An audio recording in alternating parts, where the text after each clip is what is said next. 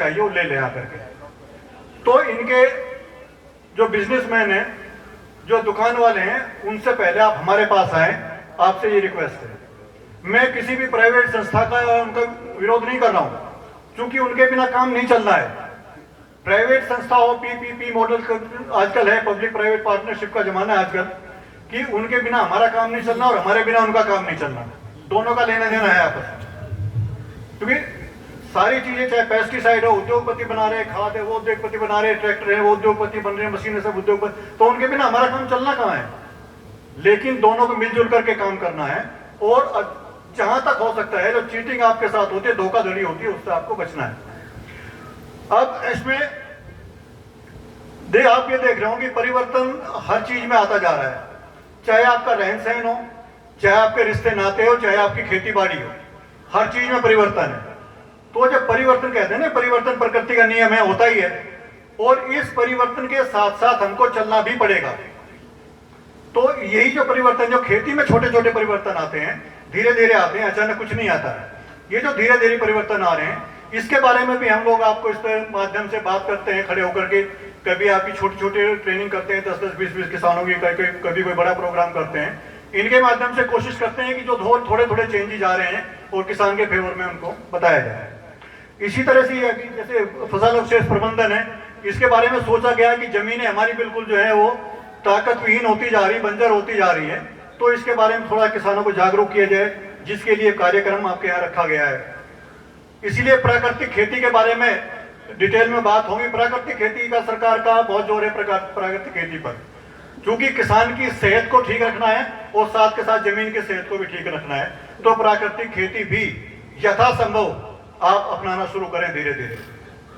इसीलिए एक नई टेक्नोलॉजी ड्रोन आ रहा है आजकल, वो कुछ दिनों में आप देखेंगे आपके गांव में और गांव के आसपास एरिया में आप लोग उसे इस्तेमाल करते हुए देखेंगे।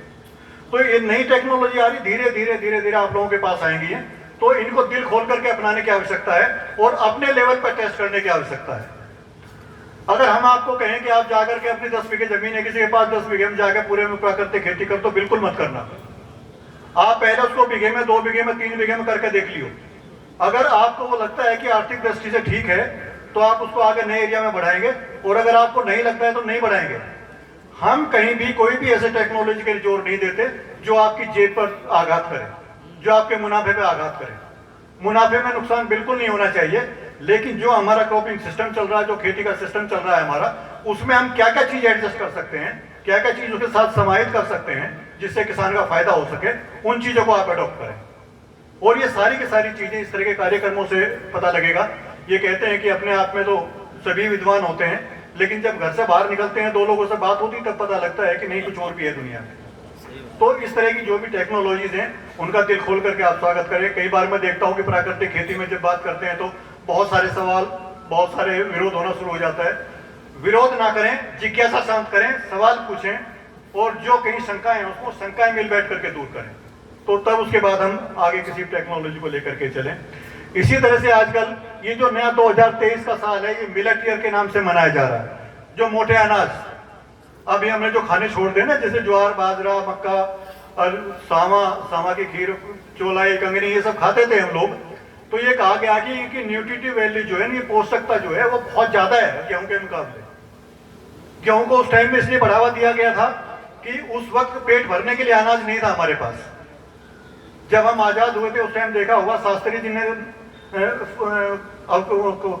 उपवास रखना शुरू किया था, तो अनाज की कमी थी।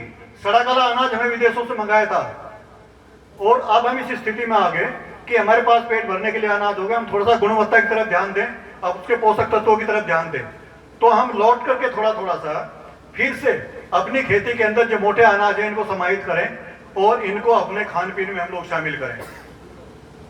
तो इस तरह से जो छोटी छोटी चीजें जो परिवर्तन आ रहे हैं, समय की मांग है ये, और समय के हिसाब से इसको हमें अपनाना है इसको। और इसमें कृषि विज्ञान केंद्र हो, चाहे कृषि विश्वविद्यालय हो, चाहे भारतीय कृषि अनुसंधान परिषद के कोई भी संस्था हो, वो सारे के सारे आपके साथ हैं, और हम और आप दोनों के मिलकर के हमें आगे चलना है। इसमें कहीं शंका, कहीं विरोधाभास, कहीं टकराव कुछ भी नहीं है। समस्या हमारी इकट्ठी है, चाहे पोषण की समस्या हो, चाहे जमीन के स्वास्थ्य की समस्या हो, चाहे पैदावार की समस्या हो, और चाहे आमदनी की समस्या हो। अगर किसान की आमदनी नहीं होगी तो कोई भी तबका पनप नहीं सकता हिंदुस्तान में। किसान की आमदनी हम कम करके कोई दूसरा तबका नहीं पनपेगा। तो इसलिए सब साथ मिल करके और इकट्ठे होकर के लेकर के चलें कि क्या संभावनाएं हैं और इस खेती के अंदर से हम क्या ले सकते हैं। एक बार आप जब लालू यादव जी बने थे रेल मंत्री, किसी ने पूछा कि ये रेल मुनाफे में कैसे आ गया, तो उन्होंने कहा था कि मैं गाय भैंस पालता हूं और मुझे पता कि गाय भैंस का दूध अगर पूरा ना निकाला जाए तो भैंस बीमार पड़ जाती है। तो मतलब कहने का ये है इसमें कि जो हमारे पास चीज है, चाहे हम पशुपालन कर रहे हो, चाहे हम खेती कर रहे हो, चाहे कोई दूसरा काम हम कर रहे हो, उसका हम पूरी तरह से दोहन करें, पूरा इस्तेमाल उसका हम करें। आधे मन से और आधी अधूरी इच्छाओं से कोई भी काम कभी भी पूर्णता की ओर नहीं पहुंचता। तो अगर खेती कर रहे हैं उसे पूर्णता के साथ करें हम, और अगर पशुपालन कर रहे हैं तो उसे हम पूरे मन के साथ करें। बहुत बहुत धन्यवाद।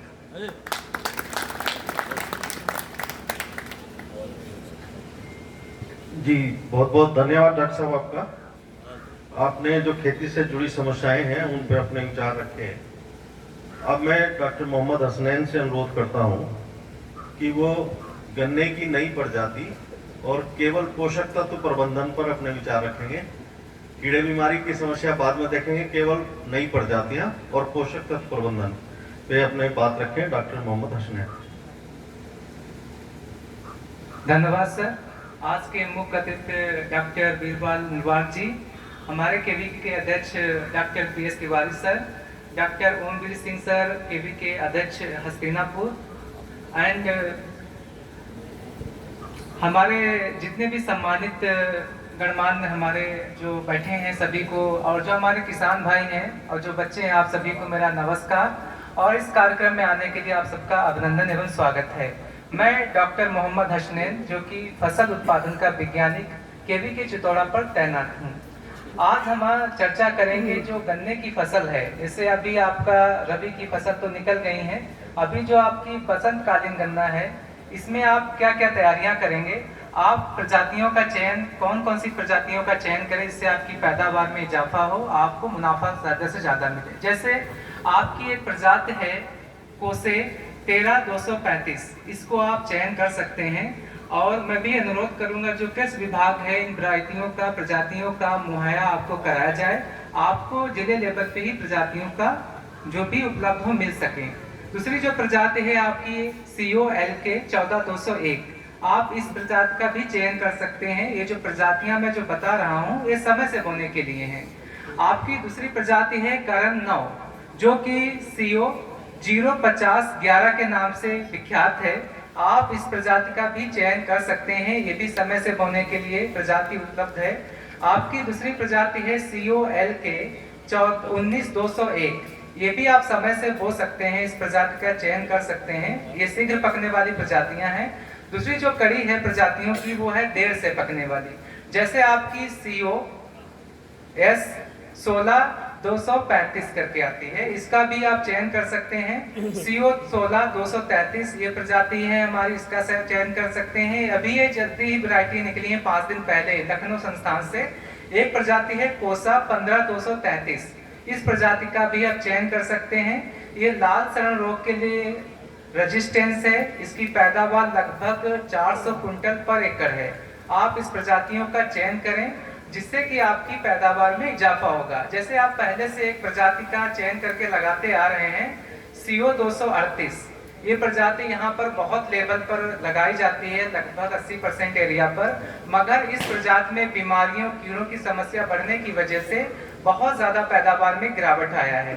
मगर ये जो प्रजातियां मैंने बताई हैं ये बहुत ज़्यादा लेवल पर आपको उपलब्ध नहीं होंगी। आपको इस वैरायटी के साथ चलना है तो आप क्या क्या सावधानियां बरतें, आपको पहले से ही ध्यान रखना है। जैसे आप इसी वैरायटी को लगाना चाहते हैं तो इस वैरायटी का बीज उपचार जरूर करें। उसके लिए आप रसायन आता है एग्लाल, उसका लगभग 2 ग्राम मात्रा 1 लीटर पानी में मिलाकर जितने भी गन्ने के टुकड़े हैं, सेट हैं, उसको बुवाई से पहले 6-7 घंटे पहले उसको भिगा लें, जिससे जो भी उसमें बीज संबंधित बीमारियां हैं, लाल सड़न रोग है, पक्का बोन बीमारी है, जो बीज जनित बीमारियां हैं, उससे हम निजात पा सकते हैं। दूसरा एक प्रबंधन हम और भी कर सकते हैं, जैसे आप एक दवा आती है TNU बूस्टर के नाम से, ये आपका तमिलनाडु कृषि विश्वविद्यालय से एक केमिकल इन्होंने बनाया है बूस्टर के नाम से, आप इसका भी प्रयोग कर सकते हैं। इससे बीज को उपचारित करने के लिए प्रयोग करेंगे तो आपके टिलर ज्यादा बनेंगे और जमाव प्रतिशत भी ज्यादा होगा गन्ने में। उसके बाद आता है कि आप भूमि की तैयारी कैसे करेंगे। जैसे आप अभी मार्च में या फरवरी में गन्ना लगाएंगे तो अभी से तैयारी करना स्टार्ट कर दीजिए। तो आप पहली गहरी जुताई करेंगे, गहरी जुताई करने के बाद में उसमें सरामन या पटेला लगा दीजिए। जब भी आप बुवाई करें उसके 15 दिन पहले लगभग 4 टन 40 कुंटल गोबर की खाद मिला दें, या गोबर की खाद उपलब्ध नहीं है तो मिल से आप फ्रेश मड भी 2 कुंटल पर एकड़ से मिला दें 15 दिन पहले। मिलाने के बाद में उसको मिक्स कर दें अच्छे से कि खेत में मिक्स हो जाए। उसके अलावा आप जो जैविक कवकनाशी हैं, जैविक कीटनाशी हैं, जैसे विवेरिया बेसियाना, आप रसायन की जगह जो रसायन बहुत ही घातक हमारे शरीर के लिए हैं, हमारे पर्यावरण के लिए हैं, उसके बिना हम जैविक कवकनाशियों का या कीटनाशियों का प्रयोग ज्यादा से ज्यादा हमारे खेत में प्रयोग करें। विवेरिया बेसियाना और ट्राइकोडर्मा नामक कवकनाशी का आप 2.5 किलो मात्रा 40 किलो गोबर की खाद में मिला लें 1 हफ्ता पहले, और उसको रख दें और डेली उसको उलटते रहें। जब वो आपका तैयार हो जाएगा तो उसमें धागे जैसे बन जाते हैं, लाल लाल कलर का गोबर हो जाएगा। जब भी आप गन्ना बोएं, गन्ने के कूड़ में इस केमिकल को मिला के गोबर की खाद डाल देंगे तो जो भी आपकी बीमारी है, जैसे लाल सन रोग है, पक्का बोइंग बीमारी है, ये सभी आपकी जमीन से ही पैदावार होती है, लगती है खेत में। ऐसे ही जो कीड़े हैं, टॉप बोरर है, गुजिया बीबिल है, व्हाइट ग्रब है, तो उसका भी प्रबंधन हम इन चीजों से कर सकते हैं। तीसरा हमारी जो समस्या आती है पोषक तत्व प्रबंधन से, इन प्रजाति से आपका 238 है, उसकी पैदावार गिरने का एक बहुत बड़ा कारण है बहुत ज्यादा अधिक मात्रा में खादों का प्रयोग, जैसे यूरिया। तो आप ज्यादा से ज्यादा कोशिश करें कि आपकी जो संतुलित मात्रा है उसी का ही प्रयोग करें। जब भी आप गन्ना बोएं तो गन्ने के साथ पूरी की खाद मैंने बताया है आप 4 कुंटल पर एकड़ के हिसाब से डालें, या प्रेस मड डालेंगे तो लगभग 20 से 30% जो आपकी खाद के थ्रू आप द्वारा मात्रा डाल रहे थे नाइट्रोजन की, इससे पूरी हो जाएगी। उसके अलावा आप क्या कर सकते हैं कि आपकी पैदावार अच्छी हो, मृदा का स्वास्थ्य बना रहे, आपको खादों का प्रयोग कम करना पड़े। जैसे जब भी आप गन्ना लगाएं तो उसमें कोई दलहनी फसल का चयन जरूर करें। गन्ना आप जानते हैं 90 सेंटीमीटर पर लगाया जाता है, या तो ट्रेंच मिस से आप 150 सेंटीमीटर पर लगाते हैं। तो उसमें जो खाली स्थान बीच में बचता है तो उसमें जैसे आप उड़द है, मूंग है, लोबिया जैसी दलहनी फसलों को उगाएंगे, जो आपकी क्या है उसकी जड़ों में एक ऐसे बैक्टीरिया पाए जाते हैं, लगभग 20 से 30 किलो नाइट्रोजन वायुमंडल से फिक्स करके आपकी पौधे को वो उपलब्ध कराएगा। तो आप दलहनी फसल का चयन जरूर करें, इसे अंतरा फसली कहते हैं। तो आप गन्ने की फसल में जो भी स्थान बचता है उसमें लगा दीजिए। यदि आप कोई दलहनी फसल नहीं लगाते हैं तो आप कोई भी हरी खाद का भी चयन कर सकते हैं, जैसे ढैंचा है, सनई है, गन्ने के बीच में जो कूड़ बचता है उसमें आप डाल दीजिए। जब भी आपका गन्ने की जो आपकी कूड़ की ये जो आपने लगाई है हरी खाद 40 से 45 दिन की हो जाए या 50 दिन की, तो उसमें काट के बिछा दीजिए नालियों में। या तो हम एक दवा का प्रयोग कर सकते हैं 240, उसका स्प्रे कर देंगे तो वो उसको सड़ा के वहीं पर खाद का भी काम करेगा। ऐसा जब आप करेंगे तो खेत में खरपतवार की समस्या कम आएगी, आपको सिंचाई कम देना पड़ेगी, आपके खेत में ऑर्गेनिक कार्बन की मात्रा, जैविक पदार्थ की मात्रा कम से कम 20 टन पर हेक्टेयर के हिसाब से ऐड हो जाएगी, जो आपको जो खादों पर निर्भर है उसकी मात्रा कम हो जाएगी। इतना करने के बाद में आप गन्ने में नाइट्रोजन का प्रबंधन कैसे करेंगे। बुवाई के समय आपको यूरिया नहीं डालना है, खाली आप डीएपी लगभग 52 किलो डीएपी 40 किलो एमओपी पर एकड़ के हिसाब से बुवाई के समय कूड़ में ही डालनी है। इसके अलावा आपने मिट्टी का टेस्ट कराया है, यदि आपकी मिट्टी में जिंक है, आयरन है, माइक्रो जो आपके सूक्ष्म पोषक तत्व हैं, इनकी कमी बहुत ज्यादा है तो आप इसका भी प्रयोग कर सकते हैं। ये बहुत ही कम मात्रा में पड़ते हैं मगर इनका रिस्पॉन्स बहुत ज्यादा लेवल पर आता है, आपकी पैदावार में इजाफा करेगा। जो बीमारी है, कीड़े हैं, उनसे लड़ने की शक्ति भी पौधे में बढ़ाता है। जैसे आप zinc sulphate 4 kilo, magnesium sulphate 4 kilo और ferrous sulphate 10 kilo, borax 2 kilo और आपका कॉपर सल्फेट 2 किलो, कम से कम आप इसका मिश्रण बना लेंगे। इसको मिलाने के बाद में आप खेत में मिश्रण बना के डालेंगे तो आपकी जो भी पोषक तत्व की इम्बैलेंस है, कमी है, जो सूक्ष्म पोषक तत्व हैं उससे पूरे हो जाएंगे, जिससे आपकी बीमारी कम होगी, पौधे में, गन्ने में कीड़े कम लगेंगी और पैदावार अच्छी होगी, आपका जो मृदा का स्वास्थ्य है वो भी अच्छा होगा। इसके अलावा आप जो भी नाइट्रोजन बची है तो पहले उसको 4 खुराक में डिवाइड कर लेंगे। जैसे हमने बोला कि आप 112 किलो, लगभग 100 किलो यूरिया आपको पर एकड़ डालना है, उसको 4 भागों में डिवाइड कर लीजिए। आप विभाजित करने के बाद में 25 किलो यूरिया आपको बुवाई करने के बाद में 60 दिन पर डालना है। उसके बाद जो सेकेंड डोज है यूरिया की वो 90 दिन पर डालना है। थर्ड डोज है आपका 120 दिन पर डालना है। जो चौथी मात्रा है 25 किलो वो 150 दिन पर डालना है यूरिया की। ठीक है, इतना कर लेंगे। इसके करने के बाद में आप ये ध्यान रखिए, जब भी आप खेत में यूरिया या कोई भी उर्वरक डालें तो आपके खेत में नमी पर्याप्त मात्रा में हो। मगर ज्यादातर किसान भाई क्या करते हैं, बहुत ज्यादा पानी डालते हैं। तो मेरा जो सजेशन है कि आप बहुत ही संतुलित मात्रा में पानी लगाएं, जिससे कि आपकी मिट्टी भीग जाए, पौधे को पानी मिल जाए, आपको भरना नहीं है। उसके लिए आपकी राज्य सरकार से, केंद्र सरकार से बहुत ज़्यादा स्कीम चलती है। इसे आपका सिंचाई योजना चलती है, प्रधानमंत्री की सिंचाई योजना। उसके तहत हमारे जिले लेवल पर जो भी विभाग हैं वो आपको ड्रिप इरिगेशन मुहैया कराएंगे, उसको यूज करेंगे तो आपकी पैदावार में 10 से 15% में इजाफा होगा। इसके अलावा एक अल्टरनेट नाली सिंचाई होती है। इसे आप नाली बनाते हैं तो पहली नाली में सिंचाई करिए, दूसरी को छोड़ दीजिए, तीसरी में सिंचाई करिए, चौथी को छोड़ दीजिए। ऐसे करेंगे तो आपकी बीमारी भी कम आएगी, कीड़े कम लगेंगे, गिरने की समस्या कम होगी और जो भी आप पोषक तत्व डालेंगे पौधे को ज़्यादा से ज़्यादा मात्रा में मिलेगा, आपकी पैदावार बढ़ेगी उससे। इसके अलावा आपका कोई भी गन्ने से संबंधित क्वेश्चन है, सवाल है, आप मेरा नंबर नोट कर लीजिए, आप कभी भी पूछ सकते हैं। 63 94 63 94 88 76 65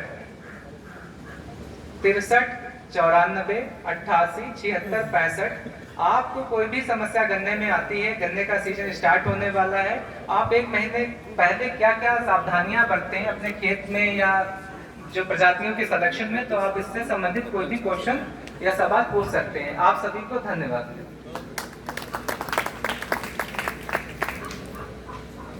धन्यवाद डॉक्टर मोहम्मद हसनैन जी, आपने गन्ने की सामयिक जानकारी किसान भाइयों को उपलब्ध कराई।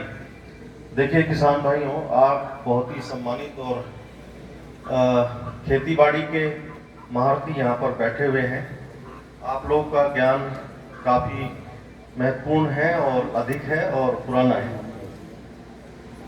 एक बात जो भी डॉक्टर साहब ने कही उसका मैं समर्थन करता हूँ कि 0238 जो वैरायटी है ये समय से पहले जा रही है आपके बीच से, और उसके बहुत सारे कारण हैं, लेकिन यदि बड़े कारण ढूंढा जाए कौन से, तो यानी 5-6 कारण यदि हम बताएं तो उन्हें पहले दूसरे नंबर पर कौन से कारण हैं।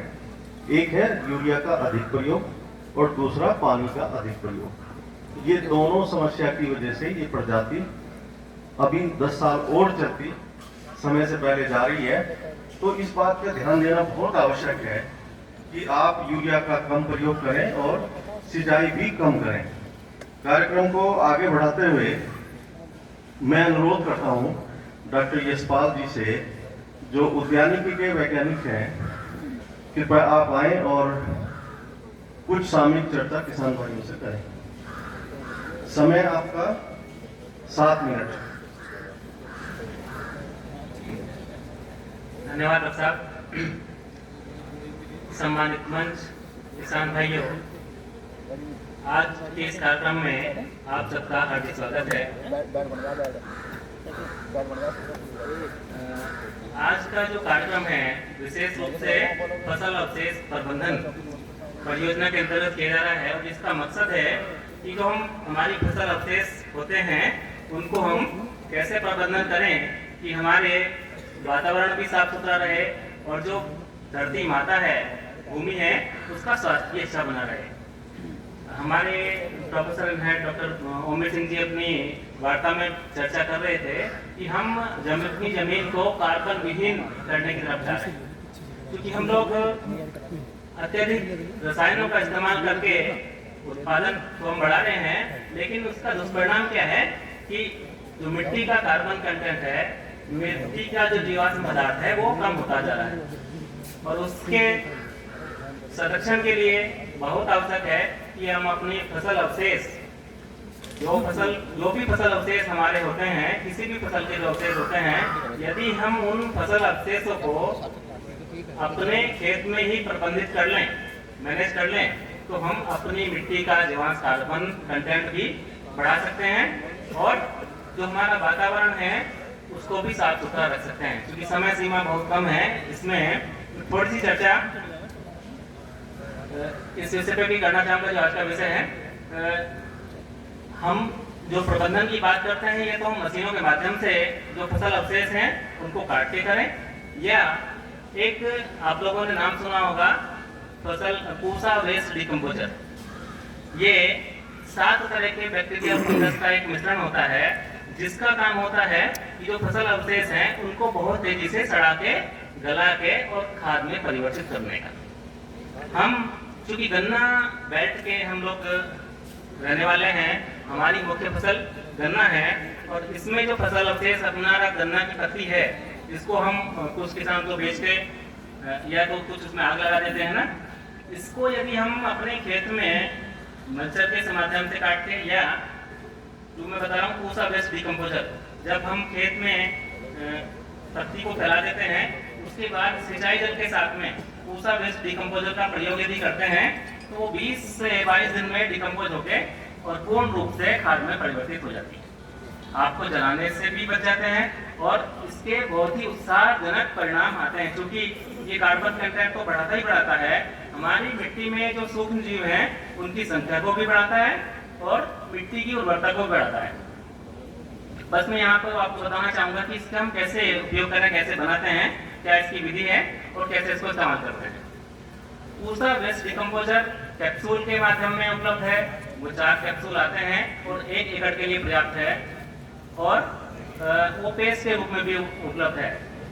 जो यदि हमारे पास पूसा वेस्ट डिकम्पोजर कैप्सूल है तो 4 कैप्सूल को हम लें, 5 लीटर पानी हम गर्म करें, जब पानी उबलने लगे उसमें आगे तो कार्यक्रम पहुंचाएगा पहुंच जाएगा, और उसको अच्छे से उबाल लें। उसमें जो गंदगी ऊपर आती है उसको नितार के एक तरफ कर लें, और उसमें 150 ग्राम बेसन मिला के, और उसके बाद ये ध्यान रखें कि जब हम बेसन मिला रहे हैं उस समय उसका तापमान नॉर्मल होना चाहिए, वो बहुत गर्म नहीं हो, और उसी समय हम इसमें जो 4 कैप्सूल हैं उसको भी तोड़ के छिलके से उसमें मिला दें, और उसको हिला के, और चौड़े मुंह के बर्तन में तो परात या तसला टाइप का बर्तन, उसमें उसको रख के सुखदेव के नाम से खोल देना। 7-8 दिन के लिए सुखदेव सर खोल लेना, बना के सर वे कोई देखो जा बना हम 7 दिन बाद देखते हैं कि इसका रंग थोड़ा दूधिया सा बोलना पड़ेगा ना। हाँ, जय हिंद सुखदेव, जय हिंद सुखदेव जो करो सब अगले 7 दिन में फिर हम दूसरा, जो भी 5 लीटर बना है, 1 एकड़ क्षेत्रफल के लिए 10 लीटर की आवश्यकता होती है,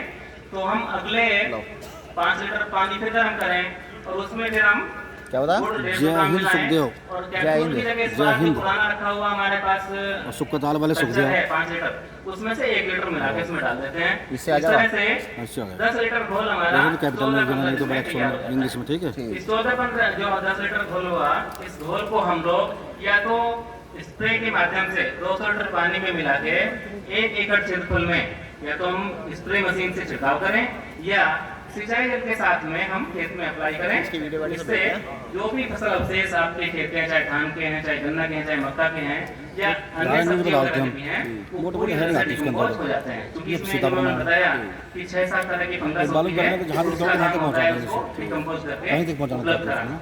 वो नंबर भेज देना। इस तरह से हम इसको इस्तेमाल करते हैं। इसको हम लोग खाद बनाने के लिए भी यूज कर सकते हैं। जैसे खाद, गोबर की खाद बात करते हैं, तो गोबर की खाद बनाने में 1 साल लगता है, कम से कम 1 साल तो लगता ही है ना। यदि हम इस विधि से तैयार करते हैं, यदि वेस्ट डिकम्पोजर का इस्तेमाल करके गोबर की खाद बनाते हैं, तो वो मात्र 55 से 60 दिन में हम उसको बना सकते हैं। उसमें क्या करना है कि गोबर की खाद में आपको, जहां गोबर की खाद बनाते हैं उसको हम परत बाई परत बनाते हैं। 1 फीट की हमने परत बनाई, गोबर और कचरा जो भी हमारे पास में है या फसल अवशेष, किचन का अवशेष जो भी हम उसमें डालते हैं, उसके बाद हमने जो ये घोल बताया, इस घोल का हम उस पर छिड़काव कर देते हैं, तब कर देते हैं। उसके बाद फिर से हम इसकी तह लगाते हैं। इस तरह से 4-5 तह लगा के और हम इसको छोड़ देते हैं और ये आपका 55 से 60 दिन में अच्छी तरह से जो गोबर की खाद तैयार हो जाती है। आपको वेल डिकम्पोज खाद आप 55 से 60 दिन में प्राप्त कर सकते हैं। समय अभाव है, मैं अपनी बात को यहीं पर विराम देना चाहूँगा और मैं अपना नंबर भी, क्योंकि मेरा विषय विज्ञान है, तो आप लोग भविष्य में भी कभी संबंधित सवाल आपका है विज्ञान से, तो उसमें आप बात करके पहुँचे। मेरा फ़ोन नंबर आप नोट कर सकते हैं 9457 111 952। धन्यवाद। धन्यवाद डॉक्टर साहब। किसान भाइयों, कार्यक्रम को आगे बढ़ाते हैं। कार्यक्रम के मुख्य अतिथि महोदय को, क्योंकि दूसरे कार्यक्रम में जाना है, तो सम्मान की कुछ औपचारिकताएं हैं वो पूरा करते हैं। और ये तकनीकी सत्र अभी हमारा जारी रहेगा, क्योंकि जो 2 वैज्ञानिक हमारे विश्वविद्यालय से पहुंचे हैं उनका भी उद्बोधन होगा। और डॉक्टर हरेंद्र चौधरी जो पीछे बैठे हैं, पशु चिकित्सा अधिकारी मोरना, इनका भी मुख्य भाषण अभी होगा, क्योंकि काफ़ी समस्याएं आपकी पशुओं की हैं, तो उनकी चिकित्सा से और टीकाकरण आदि की जो बात अभी डॉक्टर साहब करेंगे। और एक कुछ बात मुझे आपसे प्राकृतिक खेती पर करनी है। और हमारे बीच उप कृषि निदेशक महोदय हैं, आपको बहुत ही महत्वपूर्ण जानकारी आप भी उपलब्ध कराएंगे, तो इसलिए मेरा आपसे अनुरोध है कि आप यहीं बने रहेंगे। और एक और महत्वपूर्ण सूचना है कि भोजन की व्यवस्था है और भोजन काफी प्रचुर मात्रा में है। मैं तो ये कहूँगा कि आप 2-2 पैकेट खाना, क्योंकि है ना, क्योंकि वो बचेगा तो अन्न का पान होगा और बड़ी तन्मयता के साथ भोजन आपके लिए तैयार कराया गया, कुछ संख्या कम रही। तो अब मैं कार्यक्रम को आगे बढ़ाते हुए अनुरोध करता हूँ कृषि विज्ञान केंद्र के प्रभारी अधिकारी डॉक्टर PS तिवारी जी से और डॉक्टर ओमवीर सर दोनों से संयुक्त रूप से कि आप आज के कार्यक्रम के मुख्य अतिथि आदरणीय निर्वाल जी को शॉल ओढ़ाकर उनको सम्मानित करने का कष्ट करेंगे और इसी कड़ी में उनको एक मोमेंटो भी प्रदान करेंगे। मोमेंटो।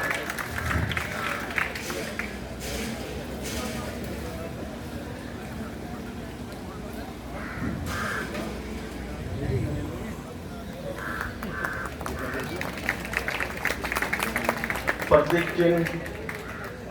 अब मैं अनुरोध करता हूँ कृषि विज्ञान केंद्र के प्रभारी अधिकारी डॉक्टर प्रभाशंकर तिवारी जी से कि हस्तनापुर कृषि विज्ञान केंद्र के अध्यक्ष डॉक्टर ओमवीर सिंह जी को भी आप शॉल उठाकर और प्रतीक चिन्ह भेंट कर आपका भी सम्मान करने की कृपा करेंगे।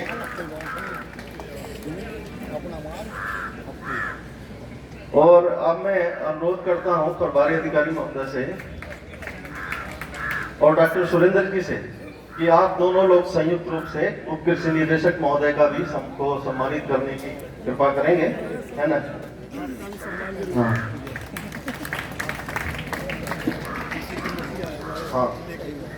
और इसी कड़ी में मैं अनुरोध करता हूँ प्रभारी अधिकारी महोदय से कि कैप्टन प्रवीण चौधरी जी को भी आप शॉल उड़ाकर और प्रतीक चिन्ह भेंट कर सम्मानित करने का कष्ट करें। डॉक्टर प्रभाशंकर तिवारी।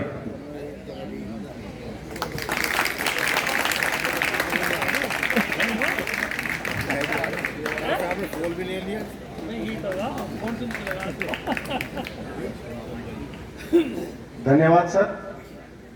अब मैं कार्यक्रम के मुख्य अतिथि से अनुरोध करता हूं, कृपया आप आए और हम सभी का मार्गदर्शन करने की कृपा करें। आदरणीय डॉक्टर वीरपाल निर्वाल जी।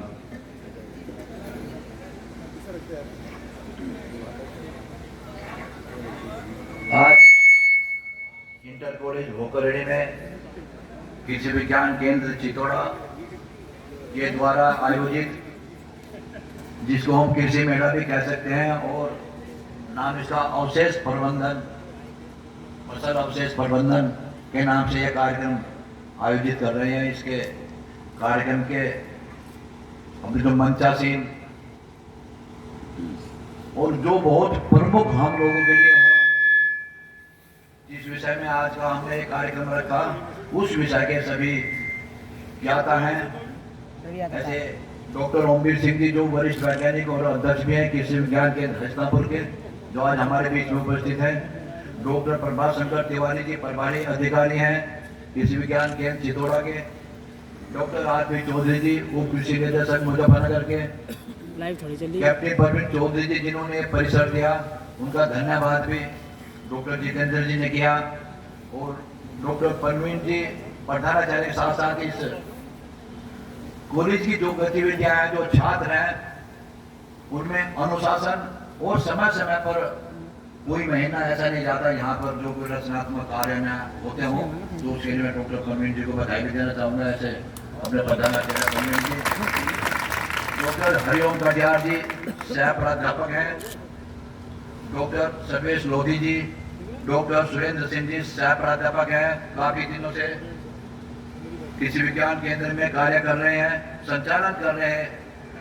जो पहले कृषि विज्ञान केंद्र बगरा में थे, अब वर्तमान में चितौड़ा में हैं। डॉक्टर जितेंद्र जी,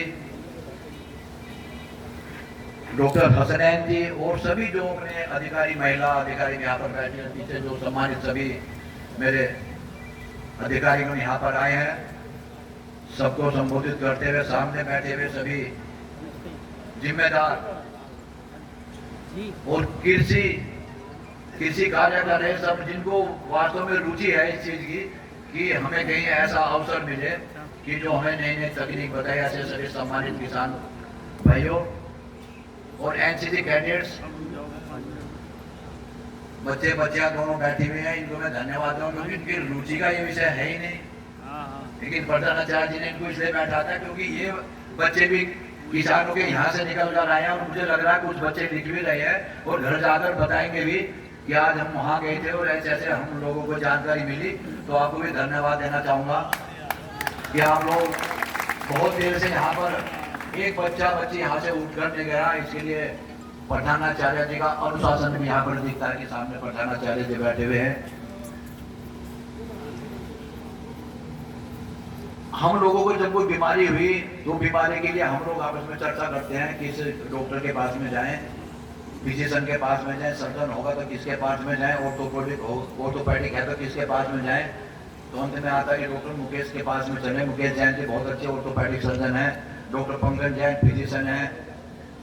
तो इस तरह की अलग अलग बीमारियों के लिए हम विशेषज्ञ ढूंढते हैं और सामने बैठे हुए पूर्व चेयरमैन मेरे सामने सारे जिम्मेदार लोग हैं। रामकुमार शर्मा जी हैं, नाम लूंगा तो सबका।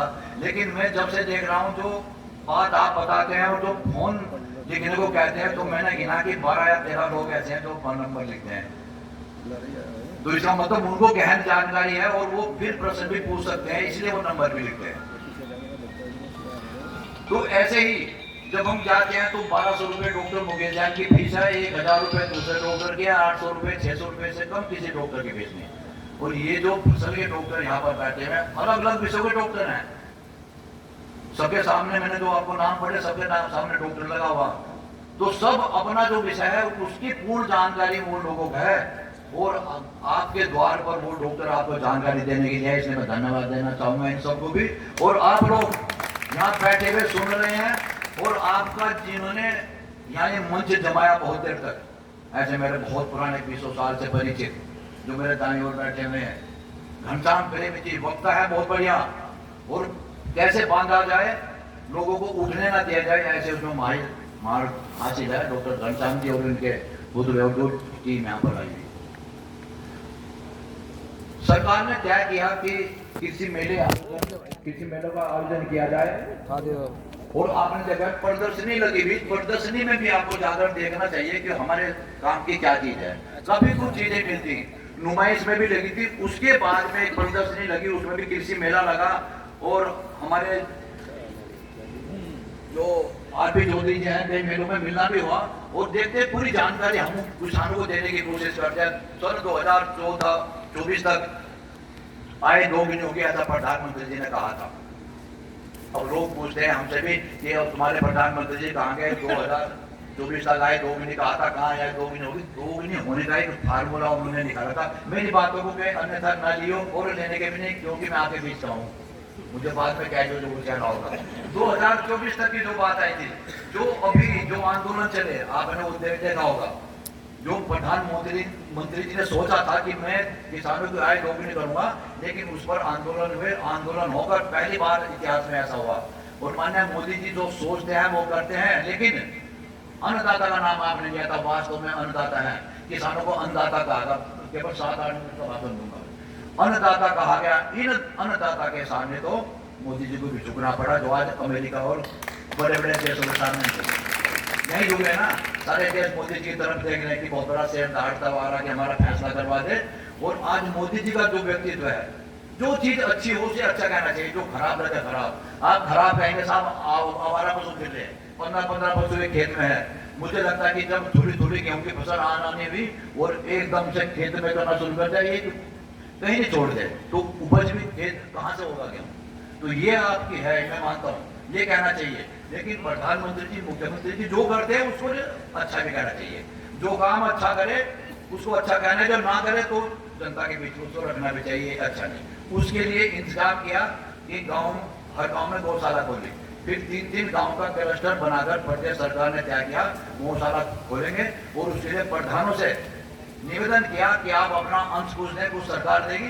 तो वो 3 गांव की जब गौशाला होगी तो ये आवारा पशु दिखाई नहीं देंगे।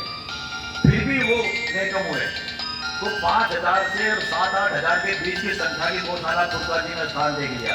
वो स्थान आप जाकर देखेंगे तो ये कहेंगे वास्तव में बहुत अच्छा स्थान है, लेकिन वहां भी राजनीतिकरण होगा, वहां भी वो बाधा आनी शुरू होगी।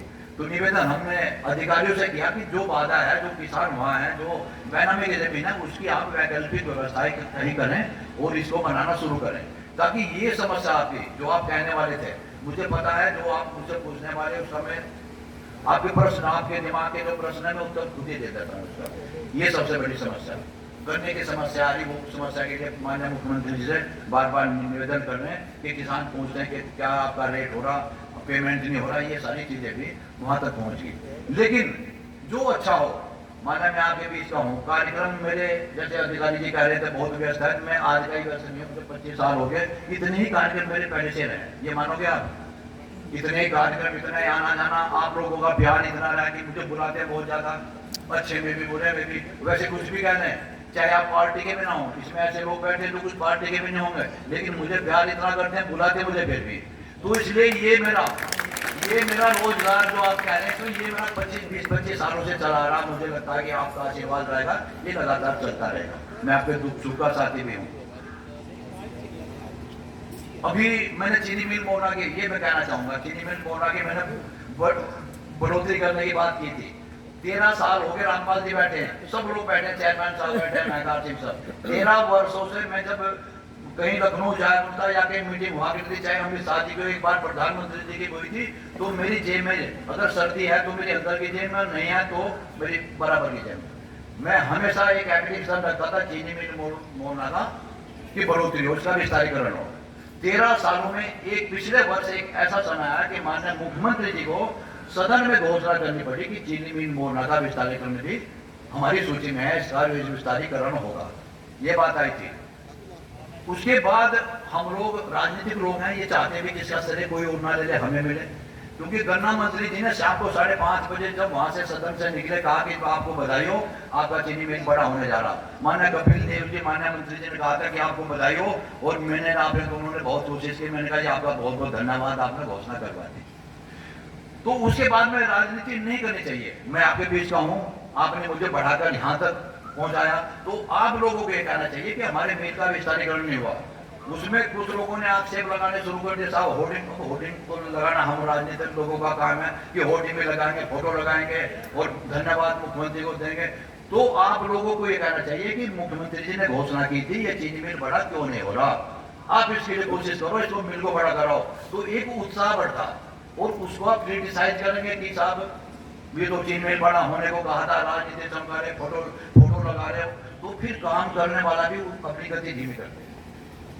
मानोगे आप बात? अभी पिछले दिनों रेल मंत्री जी ने हमें बुलाया, जो हमारे इस क्लस्टर के 3 लोकसभा जो हारी हुई है, नगीना, सहारनपुर और बिजनौर, इस क्लस्टर के प्रभारी रेल मंत्री जी हमारे कैबिनेट, उन्होंने बुलाया कि समस्या बताओ, जो कहोगे वही होगा। सहारनपुर को भरपूर मात्रा में उन्होंने रेल लाइन दे दी, और जो भी रेलवे स्टेशन वगैरह बना दिए, बिजनौर, नगीना सब, बाकी बची मीरापुर और डूगरा जी इस विधानसभा लोकसभा का अंग। हमने उनसे निवेदन किया कि फुलगाजी और मीरापुर में आपने क्या दिया साहब, इसमें कुछ भी नहीं, कि क्या चाहिए आपको। तो हमने कहा जो आपने रेल मेरठ से वाया हस्तापुर मवाना होते हुए बिजनौर जाएगी, बहुत बड़ा तीर्थ स्थान सुख तीर्थ है, वो आने वाले हैं। आपसे इतना निवेदन है कि आप अपने सर्वे में, मैं ये नहीं कहता कि हो जाएगा ये, आप अपने सर्वे में अधिकारी, आप जैसे बैठे हुए थे करीब 20-25 अधिकारी टॉप क्लास से बैठे हुए थे, आप इनको इतना कहते हैं जब सर्वे करें तो सुख तीर्थ को उसमें जोड़ के देख लें कि इसको जोड़ के आप जा सकते नहीं जा सकते। तो मांग करेंगे जब भी मिलेगी, या बिना मांग करे उस सुखताल को जोड़ देंगे। हमने तो गंगा एक्सप्रेसवे को मेरठ से वाया सुख तीर्थ होते हुए बिजनौर निकालते हैं, या गंगा एक्सप्रेस को हरिद्वार तक निकालते हैं, केंद्र की योजना।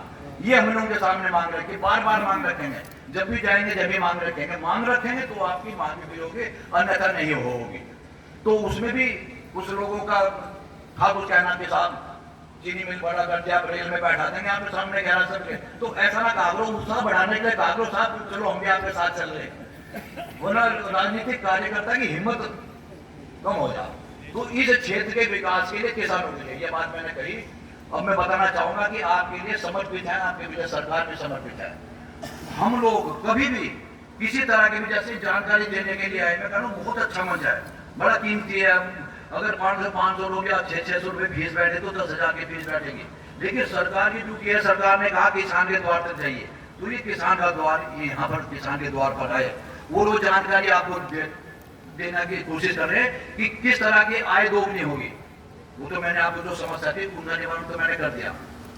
मुझे ये भी पता है जिला पंचायत की तरफ से मेरी विधानसभा का मुझे बहुत ज्यादा ध्यान है, कहाँ सड़कें बननी कहाँ नहीं बननी, ये मेरे एक दिमाग में है, अपनी लोकसभा का भी दिमाग में है। वैसे तो पूरे जनपद की जिम्मेदारी, तो उस नाते भी जिला पंचायत की तरफ से भी आप लोगों के लिए जो भी सुविधाएं किसी तरह की होंगी मेरे लगवाने होंगे, क्योंकि इस लोकसभा में, उस लोकसभा में माननीय संजीव बालियान जी वहाँ के मंत्री भी हैं और वहाँ के सांसद भी हैं, तो वो कोशिश करते हैं। उन्होंने ही कृषि विज्ञान केंद्र बगरा तो पहले खोला हुआ था, लेकिन कृषि विज्ञान केंद्र उन्होंने चितौरा में जो कोशिश की वो उन्हीं की कोशिश से हुआ। तो इस विधानसभा में, इस लोकसभा में भी हमारे सांसद ऐसे नहीं जो कुछ कोशिश करें, कुछ काम ऐसे हैं जो केंद्र के हों। केंद्र में एमएलए विधायक या हम नहीं करवा सकते, केंद्र में सांसद ही जाके वहां कहेगा वो करवा सके। तो किसान, अब किसान फोकस में है। अन्नदाता क्यों कहा गया? अन्नदाता किसान को इसलिए कहा था कि कोरोना काल में 3-4 साल कोरोना चला, सारे देश भूखमरी के कगार पर पहुंच गए, लेकिन किसान, हमारे देश का ही किसान कभी खाली नहीं बैठा। वो हम लोग कोरोना में गेट के अंदर बंद थे, किसान खेती में था। इतनी जबरदस्त उपज पैदा आपने की, हमने उसको निर्यात भी किया, और आज तक जो हम फ्री राशन दे रहे हैं वो सब आप लोगों के कारण उसको दे रहे हैं। माननीय मोदी जी ने जो घोषणा की कि गरीब जनता के लिए जो अन्न की योजना है वो आज तक हम सब आप लोगों के कारण थे। तो इसलिए किसान को अन्नदाता कहा गया। आप लोगों का बहुत बड़ा सहयोग, इस केंद्र जो सरकार है हमारी, इसकी जो जीडीपी में किसानों का बहुत बड़ा इसमें सहयोग है। एक मोदी जी एक बात कहा गया, उनकी एक बात बहुत मेरे ध्यान में, इसको रामकुमार जी को बता रहा था। हम लोग भी जब कुछ सुनते हैं, जनता में आते हैं, तो एक बात उन्होंने अभी कही थी जो परीक्षा पे चर्चा, उनको इतनी जानकारी, किसानों की भी जानकारी, गरीब की भी जानकारी, मजदूर की भी जानकारी, जो उन्होंने योजना चलाई। हम लोग तो जनता में रहते हैं, हम सोचते हैं कि हमें पता है, इनको कहाँ दिल्ली पता लगता। तो जरा सी चीज की उनको जो अवशेष की बात आई, अवशेष के ऊपर हमारे यहाँ तो ज्यादा अवशेष नहीं जलाया जाता, लेकिन पंजाब हरियाणा चले जाएंगे आप, तो पंजाब हरियाणा में कितनी कोशिश कर दी, लेकिन वो अवशेष जलाना अभी बंद नहीं हुआ। भाई आपने मोटे अनाज की बात कही थी, मोटे अनाज का भी यहाँ भी प्रदर्शनी भी हुई, और माननीय मोदी जी ने मन की बात में कहा मोटा अनाज हम जो हम पहले करा करते थे, चेयरमैन साहब आप लोग उस उम्र के बैठे, उस उम्र में 30 साल पहले जो मोटे अनाज की कीमत हम समझते थे, चना हो मटर हो। मैं सारे क्षेत्र में घूमता हूँ और कोशिश किया हमने, कहीं हमें दिखे उसका मटर का खेत, तो मेरे सिक्योरिटी गार्ड ने बताया साहब वो मटर का खेत, 2 खेत दिखे मात्र मटर के इस पूरे इसमें।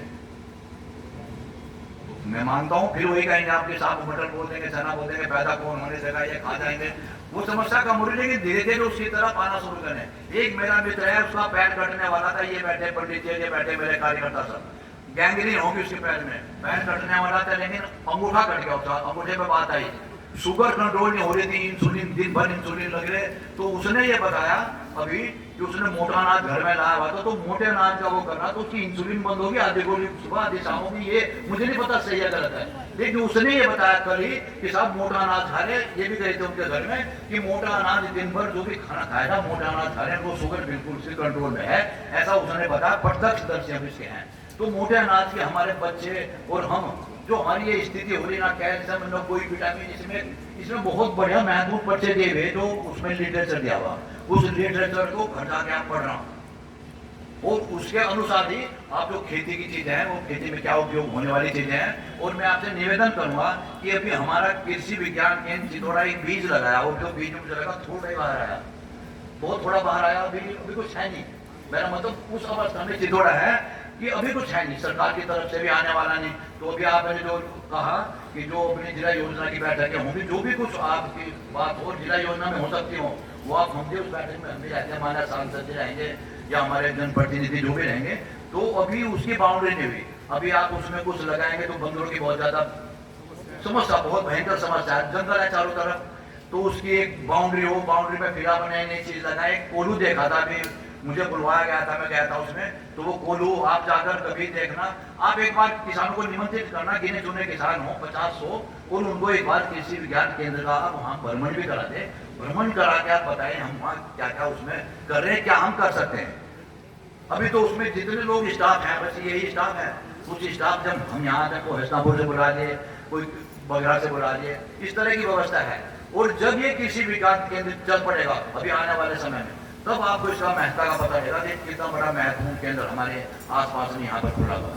तो मैं निवेदन अंत में ये करता हुआ, जो हमारे जिला पंचायत के कर्मचारी का सेवानिवृत्ति है, एक ही सेवानिवृत्ति अभी करके आ रहे, नहीं पैसा बोल देते तो उनकी सेवानिवृत्ति है, इसलिए जाना। मैं आपको धन्यवाद देना चाहूँगा अपने वैज्ञानिकों को कि आपने जो जानकारी दी और जो जानकारी बाद में आप देंगे, क्योंकि भोजन के लिए जाना था, वो भोजन का बता दिया कि भोजन है तो हम बैठे बैठे भी भोजन कर सकते हैं। बच्चों के लिए आप देख सकते हैं, जो भी व्यवस्था करें, बच्चे घूमते के बैठे हुए। लेकिन जितने किसान यहाँ बैठे हैं, मैं मानता हूँ ये किसान 2 घंटे से बैठे हैं, तो अगर ये किसान महत्वपूर्ण ना समझते तो ना बैठता है, सबके पास फोन है, घर से फोन आ जाएगा, चले जाते। तो इस तरह के मेले लगातार लगते रहेंगे, ब्लॉक में भी लगते हैं। चीनी मिल मोरना को भी हमने कहा हुआ कि तुम चीनी मिल मोरना में ना तो किसी किसान को गन्ना दे पाते, ना कोई बीज की व्यवस्था करते, यहाँ आप बीज देख के जाना, बहुत अच्छे गन्ने का यहाँ पर बीज की आपको जानकारी मिलेगी। तो वो चीनी मिल मोरना भी हमें समय समय पर बताए। और आप में से अगर कोई ये बता सकता हो कि जो अपने प्रधानमंत्री जी जो 6,000 रुपये भेज दे प्रधानमंत्री की बुक, मैंने आपको 3 नाम दिए भी था शायद, हाँ वो गए, ये भी फोन आ रहा, वो आपके दफ्तर में बैठे हुए।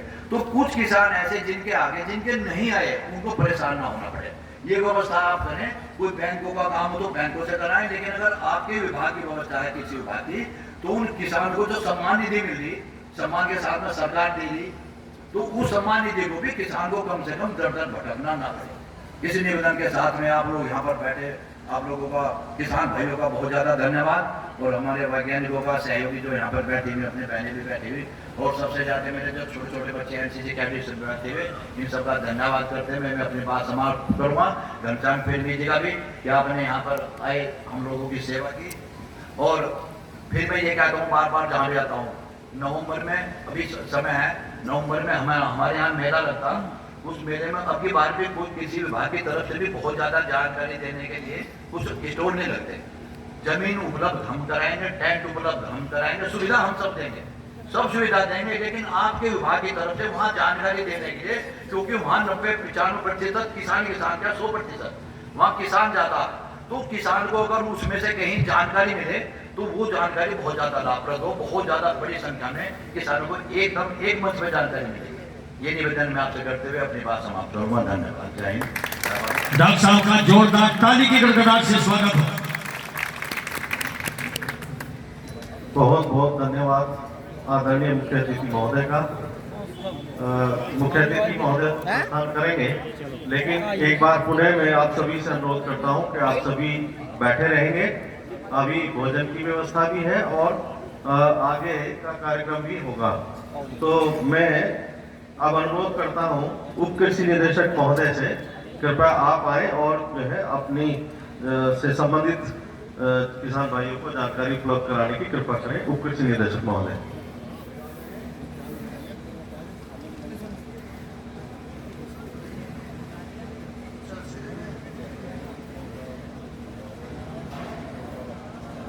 धन्यवाद। आज के इस फसल अवशेष प्रबंधन मेले में मंच पर उपस्थित सभी वैज्ञानिक हैं। अभी किसान भाई ना जाए, भोजन की व्यवस्था है, भोजन के पश्चात ही जाए। एक मिनट भाई, किसान भाइयों से अनुरोध है, 10 मिनट और दें जरा, थोड़ी सी देर और बैठे, आ जाए वापस जरा, आ जाओ, सभी से अनुरोध है, बड़ा विनम्र अनुरोध है, आप आइए जरा, आ जाओ प्लीज, थोड़ी सी देर और रुक जाए, जितना समय दिया थोड़ा सा समय और दीजिए प्लीज।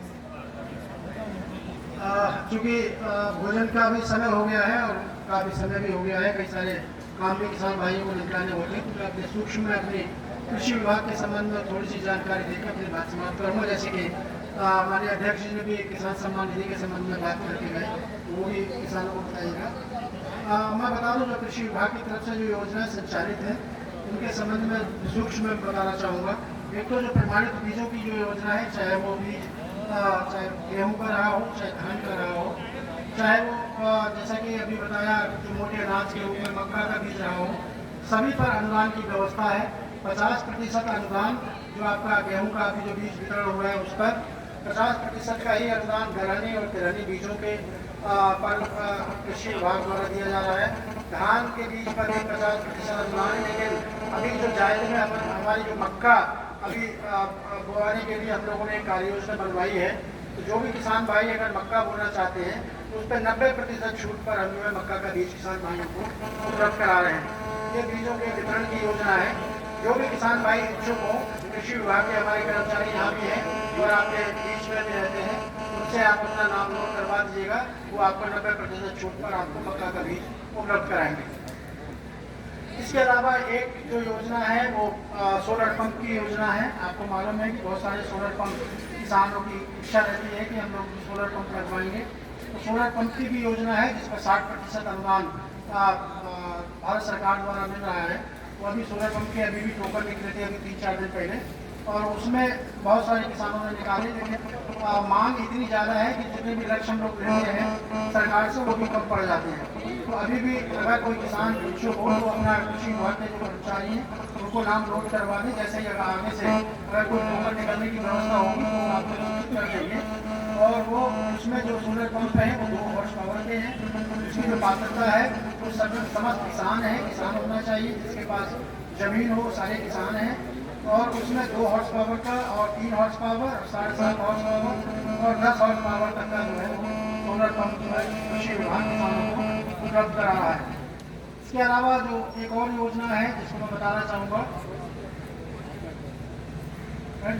नहीं आप बोलते रहे, आपको नहीं आप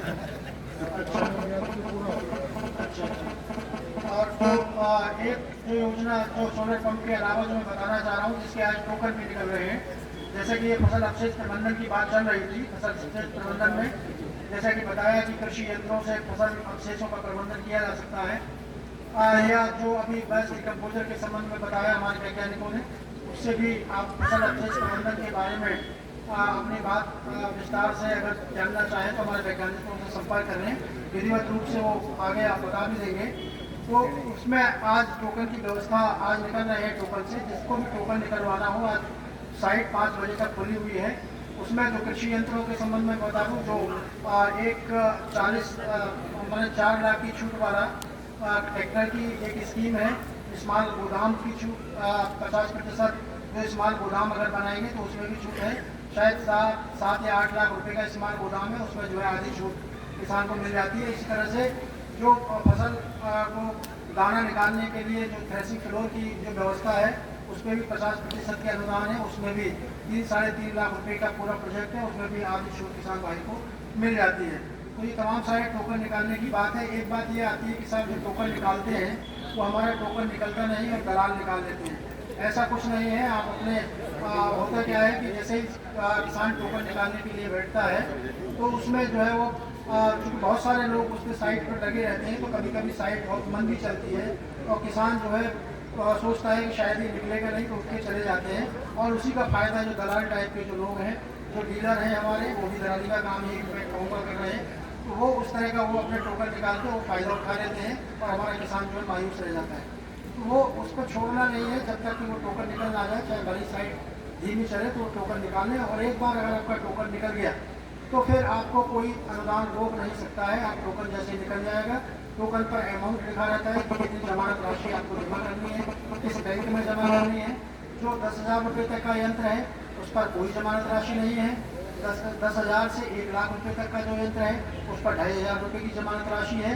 और जो 1 लाख से ज़्यादा का यंत्र है, जैसे कि फार्म मशीनरी बैंक है या कस्टम हायरिंग सेंटर जिसमें ट्रैक्टर भी दे रहे हैं आप, और जो यंत्र है चाहे बेलर हो, चाहे वो मल्चर हो, चाहे हैप्पी सीडर हो, वो 1 लाख से ज़्यादा के यंत्र हैं तो उस पर जो है 5,000 रुपये का जमानत राशि आपको बैंक में जमा करनी पड़ेगी।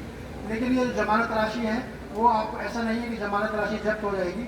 जैसे ही आपके अनुदान का जब भुगतान हो जाएगा, आप यंत्र खरीद लेंगे, आपके यंत्र का सत्यापन हो जाएगा और जैसे ही आप यंत्र खरीद लेंगे आपका अनुदान 50% जो आपके खाते में जाएगा, तो आपकी जो जमानत राशि है, चाहे वो आपने 2,500 जमानत राशि दी हो, चाहे 5,000 दी हो, वो भी आपके खाते में वापस आ जाएगा।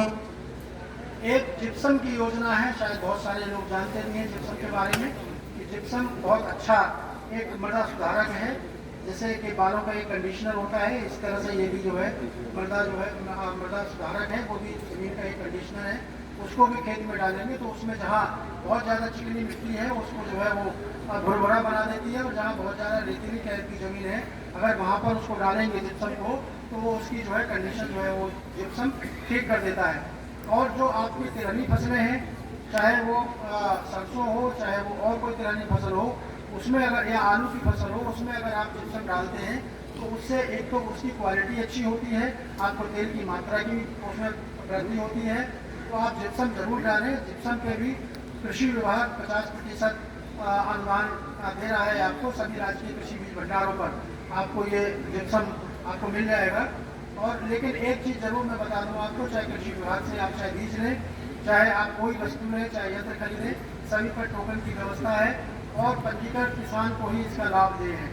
जैसे ही आप जाएंगे, आप पंजीकृत नहीं है तो पंजीकृत कर भी देगा, लेकिन मैं समझता हूँ कि किसान सम्मान निधि सभी लोग पा रहे हैं तो सभी लोग पंजीकृत होंगे निश्चित रूप से, उसकी भी बहुत ज़्यादा दिक्कत नहीं है। लेकिन आप हमारे राजकीय कृषि बीज भंडार पर जाएँ तो आपकी पूरी बात हमारे जो भंडार प्रभारी हैं आप सुनेंगे, आप पूरी बात बताइएगा और आपको कृषि विभाग द्वारा जो सुविधाएँ हैं सारी जानकारी आपको हमारा कर्मचारी देगा।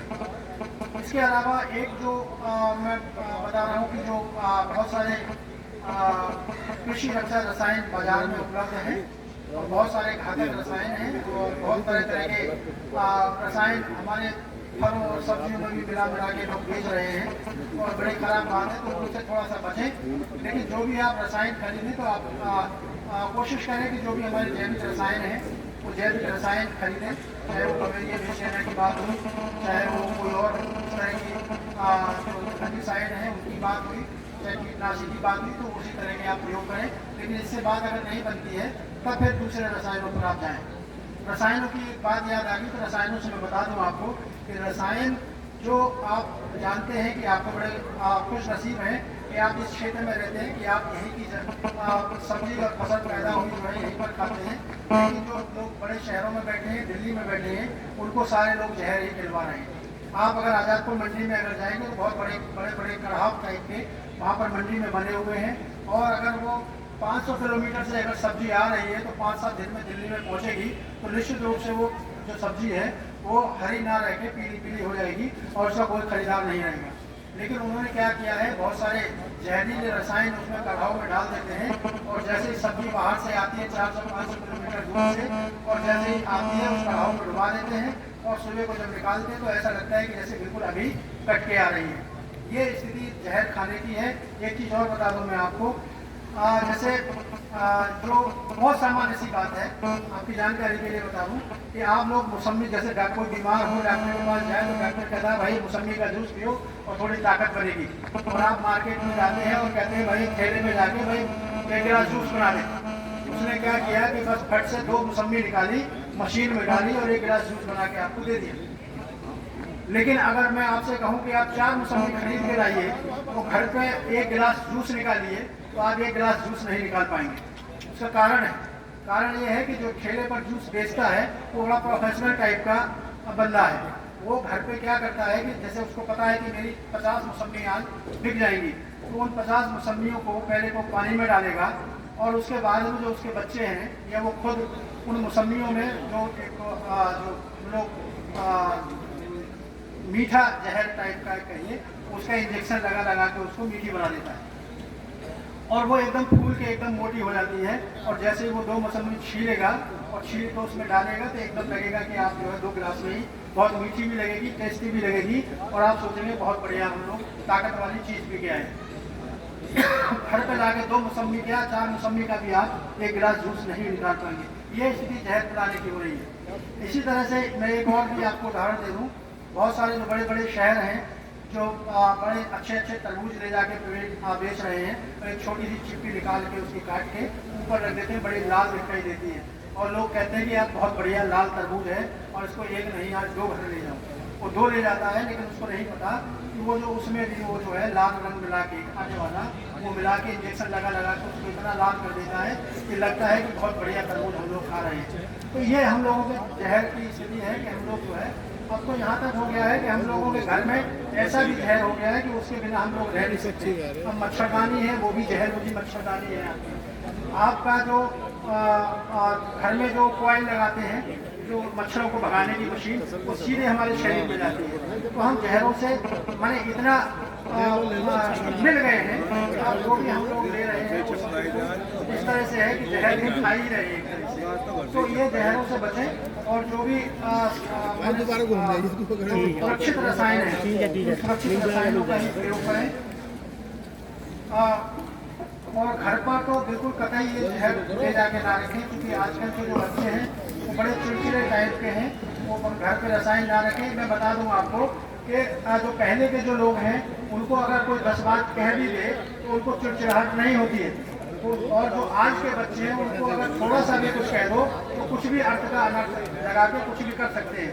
उसके कारण पीछे ये है कि ये जो हम लोग जहर खा रहे हैं, दूसरा जो जिंक की कमी जो हमारे पोषक तत्व जमीन में नहीं है, हमारी रोटी में नहीं आ रहे हैं, उसकी वजह से तो जिंक की कमी की वजह से जो आने वाली जो जनरेशन है पीढ़ी है वो बहुत जल्दी चिड़चिड़ा जाते हैं। तो जमीन में जो पोषक हैं वो अपने डालते रहिए, चाहे वो हरी खाद से आए, चाहे वो कंपोस्ट खाद से आए, चाहे गोबर से आए, चाहे सड़ी गली चीज़ों से आए, लेकिन जो धरती माटी से है तो उसको बनी रहे। क्योंकि समय बहुत है, बात तो बहुत बड़ी हो जाती है, लेकिन अगर मैं डिटेल में अगर बात करता मैं अपनी बात को यही समाप्त करता हूँ। जय हिंद, जय भारत। धन्यवाद सर, आपने विभागीय जानकारी उपलब्ध कराई, इसके लिए विशेष धन्यवाद। अब मैं अनुरोध करता हूं कैप्टन प्रवीण चौधरी जी से कि वो धन्यवाद प्रस्ताव ज्ञापित करें और उसके बाद एक गीत हमें प्रेमी जी का और सुनना है, वो भी सुनेंगे और भोजन करेंगे बैठ के आराम से। ठीक।